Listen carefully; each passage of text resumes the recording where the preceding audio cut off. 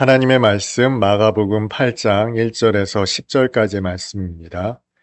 그 무렵에 또 큰 무리가 있어 먹을 것이 없는지라 예수께서 제자들을 불러 이르시되 내가 무리를 불쌍히 여기노라. 그들이 나와 함께 있은지 이미 사흘이 지났으나 먹을 것이 없도다. 만일 내가 그들을 굶겨 집으로 보내면 길에서 기진하리니 그 중에는 멀리서 온 사람들도 있느니라. 제자들이 대답하되 이 광야 어디서 떡을 얻어 이 사람들로 배부르게 할 수 있으리이까? 예수께서 물으시되 너희에게 떡 몇 개나 있느냐? 이르되 7이로소이다 하거늘 예수께서 무리를 명하여 땅에 앉게 하시고 떡 7개를 가지사 축사하시고 떼어 제자들에게 주어 나누어 주게 하시니 제자들이 무리에게 나누어 주더라. 또 작은 생선 2마리가 있는지라 이에 축복하시고 명하사 이것도 나누어 주게 하시니 배불리 먹고 남은 조각 7광주리를 거두었으며 사람은 약 4,000명이었더라. 예수께서 그들을 흩어보내시고 곧 제자들과 함께 배에 오르사 달마누다 지방으로 가시니라. 아멘. 언젠가 제가 청년들과 이런 주제로 이야기를 한 일이 있습니다. 여러분이 결혼을 하는 데 있어 무엇이 가장 중요하다고 생각하십니까? 청년들이니 결혼은 크나큰 관심사입니다. 그래서 이런 주제로 얘기를 나눴던 것 같아요. 그런데 그 중에 어떤 한 청년이 아주 단호하게 이렇게 말합니다. 사랑이면 됩니다. 사랑 한 가지만 있으면 됩니다. 라고 이야기를 하더라고요. 청년이니 그럴 수도 있겠다 싶어서 이런저런 이야기를 덧붙여 봤습니다. 정말 사랑이면 되겠니? 성격 차이가 너무 커도 사랑이면 될까? 신앙관이 달라도 심지어 다른 종교를 가지고 있다 해도 사랑이면 될까? 경제적인 문제는 아무런 문제가 되지 않을까 하면서 마치 유도신문을 하듯 다른 필요한 것들을 계속해서 언급해 봤어요. 그런데도 불구하고 이 청년이 얼마나 단호하게 사랑이면 된다고 얘기하는지 모릅니다. 그 이야기가 아직도 기억이 나요. 이 청년 일찌감치 결혼해서 아주 잘 살고 있습니다. 아이도 낳고 벌써 엄마가 됐어요. 지금도 그 생각에는 변함이 없는지 물어보고 싶습니다. 궁금하더라고요. 오늘 예배를 드리는 여러분은 어떻게 생각하십니까? 결혼에 있어 사랑이면 충분하다 그렇게 생각을 하시나요? 여러분 생에 여러분을 충분하게 만드는 것이 혹시 있습니까? 뜨거웠던 시절 우리의 뜨거웠던 고백이 있습니다. 복음이면 충분합니다. 복음이면 아골골짝 빈들이라도 가겠습니다. 어디라도 시키시는 일 무엇이라도 하겠습니다. 그런 고백 해보신 일 있을 거예요. 뜨거웠던 분이라면 그리고 지금도 뜨거운 분이라면 복음이면 충분합니다. 고백하시는 분들 계실 겁니다. 저 또한 그랬습니다. 그 뜨거웠던 마음으로 신학교에 가지 않았겠어요? 그리고 사역을 시작했습니다. 그 사역을 감당할 때마다 늘 들었던 생각은 이 한 가지였습니다. 교회에 참 일이 많다. 그런데 왜 이렇게 복음과 관련 없는 일들이 많을까? 왜 교회에서 이 쓸데없는 일들을 이렇게 많이 하는 것일까? 이렇게 사람들을, 성도들을 들들 볶다 보면 성도들이 교회에 소속감을 가진다고 생각하는 것일까? 이것으로 나는 신앙생활 잘 하고 있다라는 안정감을 주기 위한 것일까? 이런저런 생각을 하면서 교회에서 하는 숱한 많은 일들에 대해서 달갑지 않게 생각했습니다. 심지어 경멸하기도 했었어요. 그런데요. 이렇게 돌이켜보니까 교회 사역을 하면서 말씀 사역만 제일 못한 것 같더라고요. 오히려 복음 사역을 제외한 다른 일들을 훨씬 더 잘했던 기억이 났습니다. 말씀을 준비하면서 조금 당혹스러웠습니다. 그러면서 한편으로는 생각했습니다. 복음이면 충분할까? 이렇게 목회를 하다 보니까요. 이 목회하는 일이 녹록지가 않더라고요. 물론 예배를 준비하고 말씀을 준비하는 일도 여간 어렵지가 않습니다만 그것만 있는 게 아니더라고요. 여러분, 결혼은 현실이라고 말하죠. 두 사람의 사랑이 무엇보다 중요합니다만 그러나 결혼하고 나면요. 밥을 먹어야 됩니다. 잠도 자야 하고요. 옷도 입어야 합니다. 게다가 사람들 만나서 커피도 사야 하고요. 때로는 밥도 사야 합니다. 결혼식에 가야 하기도 하고요. 문상이나 문병을 가야 하기도 합니다. 그런데 이때 빈손으로 가는 일을 허락하지 않더라고요. 그저 복음이면 된다 생각을 했거든요. 그런데 삶은 대단히 현실적이었습니다. 제가 잘못된 것일까요? 복음이면 충분한데 복음이면 충분하지 않은 삶을 사는 것은 복음이 없기 때문일까요? 믿음이 없기 때문일까요? 그런데 이런 고민을 했던 것이 저만은 아니었던 것 같습니다. 제자들도 이런 고민을 했어요. 예수께서 제자들을 부르시자 한 제자가 이렇게 말합니다. 주님을 따르겠습니다. 그런데 먼저 가서 아버지를 장사 지내게 해주십시오. 그랬더니 예수께서 이렇게 말씀하십니다. 죽은 자들로 죽은 자를 장사하게 하고 너는 나를 따르라. 이것이 성경 말씀에 나와 있어 그러려니 하겠습니다만 부모님이 돌아가셨는데 너는 나를 따르라. 예수께서 이렇게 말씀하신다면 수긍할 수 있겠습니까? 한 제자는 또 이렇게 말합니다. 알겠습니다, 주님. 주님 따르겠습니다. 마지막으로 가족들과 작별할 수 있게 해주십시오. 예수님 따라 출국하려는데 가족들하고 작별 인사는 해야 될 것 아니에요. 그런데 예수께서 이렇게 말씀하시죠. 쟁기를 잡고 뒤를 돌아보는 자는 나에게 합당하지 않다. 작별 인사도 못하게 하시는 주님의 단호한 말씀입니다. 이런 삶을 여러분 살고 계십니까? 아골골짝 빈들 지금 당장 보내시면 가실 수 있습니까? 서슬퍼런 이슬람 국가에 목숨을 내놓고 나아가 복음을 전하라 하시면 언어도 통하지 않는 그 나라 가실 수 있겠어요? 저 북한에 복음 들고 가실 수 있겠습니까? 예수께서는 지금 제자들에게 그런 단호한 어조로 말씀하고 계세요. 그 삶을 살고 있지 못하는 저와 여러분은 복음이 없는 건 아닐까요? 믿음이 없는 건 아닐까요? 어떻게 생각하십니까? 성경에서 가장 유명한 두 사건 무엇이 있을까요? 성경은 잘 몰라도 아마 이 두 가지 사건만큼은 사람들도 알지 않을까 싶습니다. 첫 번째는 홍해 도화 사건입니다. 아마 많은 사람들은 모세의 기적이라고 알고 있겠죠? 또 한 가지 사건은 아마 오병이어 사건이 아닐까 싶습니다.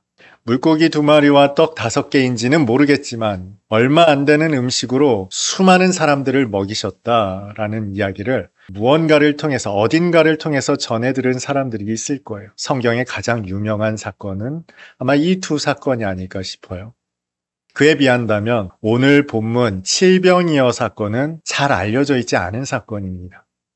그도 그럴 것이 오병이어 하면은 물고기 2마리와 떡 5개로 5,000명이 넘는 사람, 어마어마한 사람이 배부르게 먹지 않았습니까? 그런데 이 칠병이어, 떡도 더 많고요. 배부르게 먹었던 사람도 4,000명에 불과합니다. 게다가 남은 광주리도 오병이어는 12광주리인데 반해 칠병이어 사건은 7광주리에 불과하죠. 그러다 보니 오늘 본문 사건은 그렇게 잘 알려져 있지 않은 사건입니다. 게다가 성경에는 반복되는 사건을 기록하는 경우는 아주 드뭅니다. 이를테면 눈먼 사람을 고쳤다는 기사가 한 복음서 내에서 여기에도 등장하고 저기에도 등장하는 경우는 그렇게 흔하지는 않은 것 같아요. 그런데 마태와 마가는 오병이어 사건과 함께 이 칠병이어 사건을 반복해서 기록하고 있습니다. 굳이 이렇게 할 필요가 있었을까요? 오병이어만으로도 충분하지 않습니까? 그런데 왜 마가는 이 칠병이어 사건을 기록한 것일까요? 그래서 오늘 말씀을 묵상하며 두 사건을 조금 비교해 봤습니다. 같이 놓고 읽어봤더니 두 사건이 똑같지만은 않더라고요. 먼저 굶주린 무리를 배부르게 하셨다라는 공통점이 있어요. 그런데 이 일을 제안한 사람이 다르더라고요. 오병이어 사건은 제자들이 예수께 제안합니다. 그런데 이 칠병이어 사건은 예수께서 제안을 하셨어요. 그것만이 아닙니다. 오병이어 사건에서 이 5,000명의 대다수는 유대인이었어요. 그런데 오늘 본문의 사건은요, 갈릴리 바다 동편이거든요. 본문 처음이 이렇게 시작하잖아요. 그 무렵, 다시 말해서 갈릴리 바다 동편에서 있었던 사건이에요. 그렇다는 것은 그 대다수가 이방인이라는 겁니다. 뿐만 아니라 오병이어 사건 직후에 예수께서 무리를 흩어보내셨습니다. 심지어 제자들까지도 보내시죠. 그리고 홀로 산에 가셔서 기도하셨다 기록되어 있습니다. 그런데 칠병이어 사건 직후에는 예수께서 제자들과 함께 달마누다 지방으로 가셨다 기록되어 있죠. 곧 제자들과 함께 가셨어요. 이 사소한 차이점이 대수로울까 싶으실지 모르겠지만 이것은 흥미로운 차이점을 가지고 있어요. 먼저 우리의 배고픔에 대해 제안한 것이 제자들이다. 그런데 오늘 본문은 예수님이다. 이 차이점은요. 이렇게 제안한 이유가 무엇일까요? 긍휼입니다. 불쌍히 여겼다는 거예요. 제자들이 무리를 불쌍히 여긴 거예요. 그런데 오늘 본문은 예수께서 무리를 불쌍히 여기셨다는 겁니다. 그래서 제안한 주체가 다르죠. 물론 오병이어 사건을 살펴보면 예수께서 그 무리를 보시고 불쌍히 여기셨다라는 내용이 똑같이 기록되어 있습니다. 그런데 그 불쌍히 여기신 이유가 달라요. 오병이어 사건에서는 무리가 목자 없는 양 같아서 불쌍히 여기셨다 기록되어 있어요. 그래서 예수께서는 그들을 가르치십니다. 목자 없는 양 같음을 불쌍히 여기셔서 그들을 가르치시죠. 그런데 오늘 본문은요. 굶주린 무리를 불쌍히 여기셨어요. 그래서 이들을 먹이십니다. 그런데 예수께서 이 모든 표적을 보이신 발단은 주님의 긍휼입니다. 불쌍히 여기심입니다. 예수께서 불쌍히 여기셨는데 행하신 일은 다소간의 차이가 있었어요. 오병이어 사건에서는 무리를 가르치셨고요. 오늘 본문의 칠병이어 사건에서는 무리를 먹이셨습니다. 인간은 긍휼히 여김을 받아야 하는 존재입니다. 하나님의 불쌍히 여김을 받아야 하는 존재입니다. 인생이 주님의 긍휼을 입지 못하면 하나님의 구원에 나아갈 수가 없어요. 하나님의 긍휼은 대단히 중요한 의미를 가지고 있어요. 그런데 어떤 긍휼을 입어야 하는가가 다르더라는 거예요. 어떤 사람은 목자 없는 양 같음으로 인해 불쌍히 여김을 받습니다. 그런데 어떤 사람은 굶주림으로 인해 불쌍히 여김을 받습니다. 어떤 사람은 질병으로 인해 긍휼히 여김을 받아야 하고요. 또 어떤 사람은 귀신 들렸음으로 인해 긍휼히 여김을 받아야 합니다. 이런 사람들에 대해서 주님께서는 획일적으로 복음만 받아들여라, 복음만 믿어라 라고 말씀하지 않으셨어요. 그 필요에 따라서 그 긍휼히 여김을 받아야 하는 환경에 따라서 채우시더라는 겁니다. 공급해 주시더라는 겁니다. 이것을 너무 잘 드러낸 말씀이 이사야 61장이죠. 이사야 61장 1절에서 3절까지의 말씀을 봅니다. 주 여호와의 영이 내게 내리셨으니 이는 여호와께서 내게 기름을 부으사 가난한 자에게 아름다운 소식을 전하게 하려 하심이라. 복음이죠.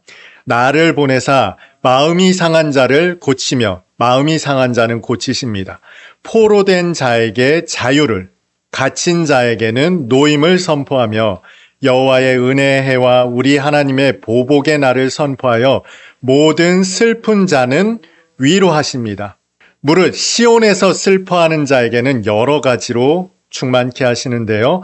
화관을 주어 그 죄를 대신하며 기쁨의 기름으로 그 슬픔을 대신하며 찬송의 옷으로 그 근심을 대신하시고 그들의 의의 나무 곧 여호와께서 심으신 그 영광을 나타낼 자라 일컬음을 받게 하시는 이러한 은총으로 공급하시더라는 거예요. 충만케 하시더라는 겁니다.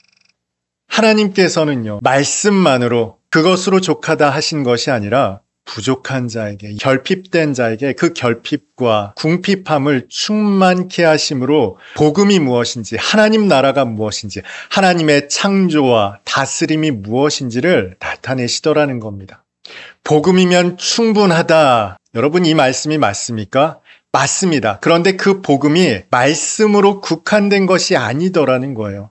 줄인 자에게 배불러라 말하는 것이 다가 아니죠. 더운 밥을 해서 먹이는 것이, 그것이 복음의 진수라는 거예요.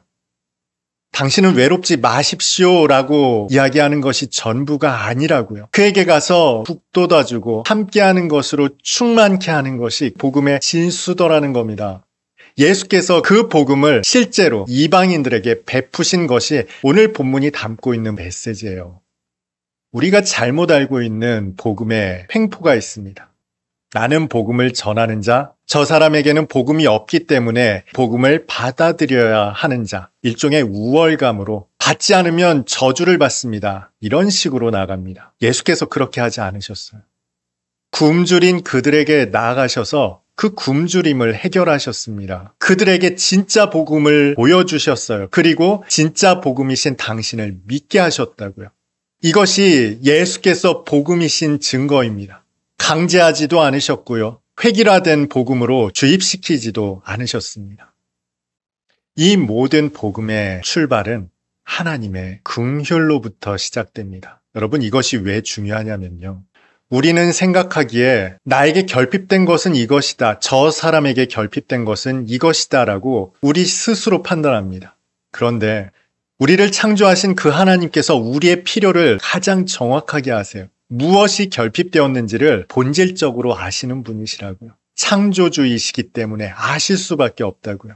그 하나님께서 긍휼히 여기셨다, 불쌍히 여기셨다, 그러면 무엇이 필요한가를 가장 정확하게 아시죠. 그래서 바울이 기도하지 않습니까? 하나님, 나에게 필요한 것은 이 질병이 해결되는 것입니다. 이렇게 고백했을 때, 기도했을 때 어떻게 응답하십니까? 아니야, 바울아. 내 은혜는 너에게 족하다. 너는 딱 거기까지가 나의 영광을 위해, 그리고 너의 전 인생을 위해 훨씬 더 유익하단다. 내 은혜가 너에게 족하다. 이것이 하나님이 우리에게 가지고 계신 긍휼의 본질이에요. 우리의 결핍을 잘 아시는 하나님께서 그래서 우리에게 무엇을 주셔야 하는지, 무엇을 충만케 하셔야 하는지 아시는 거죠. 그래서 오병이어 사건에서는 사람들을 가르치셨고, 오늘 본문 칠병이어 사건에서는 그들을 불쌍히 여겨 기진할까 먹이셨던 겁니다. 이것이 복음이에요. 하나님의 말씀만이 복음이 아니라 하나님께서 행하신, 예수께서 행하신 사역과 역사와 능력과 그 말씀과 그 전 존재 자체가 복음이라는 겁니다. 그런데 여러분 그 복음으로 충분하십니까? 예수라는 복음으로 충분하십니까? 아마 이 질문에 대답하기가 머뭇거려질 겁니다. 분명 복음이면 충분한데 왜 나는 복음으로 충분하지 않은 것 같은가? 이유가 있어요. 여러분, 우리는 결핍되어 있으면 기도하죠. 하나님, 나에게 이것이 없습니다. 저것이 부족합니다. 부족하면 기도합니다. 그런데 여기에는 하나님의 더 크신 뜻이 담겨 있어요. 하나님께서 하나님의 뜻을 어떻게 이루어 가실까요? 우리에게 소원을 주신다 말씀드렸죠. 그러면 그 소원을 어떻게 주실까요? 충동적으로 우리에게 주실까요? 갑자기 마음에 사랑하는 마음이 막 흘러넘쳐서 사랑하는 삶을 살게 되는 것일까요? 바로 결핍을 통해서 역사하세요. 여러분, 결핍되면 기도한다고 말씀드렸죠. 그 결핍을 느꼈다는 것은 하나님의 마음에 가까워졌다는 겁니다. 쉽게 설명을 드리겠습니다. 여러분이 외롭습니다. 그렇다는 건 여러분이 외로움을 느꼈다는 것이고 안다는 거예요. 그러면 우리는 하나님께 기도합니다. 하나님, 외롭지 않게 해주십시오. 그런데 하나님의 깊으신 뜻은 거기에 머물러 있지 않아요. 외로움을 아는 여러분을 통해서 여러분의 이웃의 외로움을 충만하게 하시기를 원하세요. 여러분 혹시 가난하십니까? 가난하면 우리는 기도합니다. 하나님, 나에게 물질을 좀 주십시오. 부욕해 해 주십시오. 그런데 이것이 우리의 기도라면 하나님의 뜻은 나의 그 궁핍함을 통해 궁핍한 자를 풍요롭게 하시기를 원하세요. 부유한 사람이 가난한 사람을 부욕해 하시는 걸 보셨습니까? 아니면 가난한 사람이 가난한 사람을 부욕해 하시는 걸 보셨습니까? 병에 걸려 고통스러워하는 사람은 또 하나님께 기도합니다. 나의 병을 고쳐주십시오. 그런데 하나님의 더 깊으신 뜻은요, 그 병을 아는 여러분을 통해서 그 병으로 신음하는 또 다른 이웃을 치유하기를 원하세요. 상처받은 우리의 마음으로 우리는 상처받은 사람을 치유합니다. 이것이 하나님께서 우리에게 마음의 소원을 주시는 방법입니다. 우리는 결핍을 알고 긍휼을 알 때 비로소 이웃에게 하나님의 참 복음으로 나아갈 수 있게 되는 거예요. 그저 관념적인 언어로, 말씀으로 나가게 된다면 사람들은 그 복음을 받아들이기 어려울 거예요. 주님께서는 줄인 자에게 풍성한 먹거리로 하나님의 복음을 드러내셨죠. 여러분이 가난하다면, 여러분이 외롭다면, 여러분이 궁핍하다면, 여러분이 병들어 고통스럽다면 그것은 하나님께서 여러분의 이웃을 풍성하게 하시기 위한 하나님의 뜻을 이루시는 통로입니다. 그러니 오늘 이 말씀을 들은 여러분 중에 복음으로 충분하다 여기지 못하는 분이 계시다면 도대체 무엇 때문에 충분하지 못하다고 느끼는가를 묵상해 보십시오. 하나님께서는 바로 그것으로 여러분을 사용하시기를 기뻐하십니다.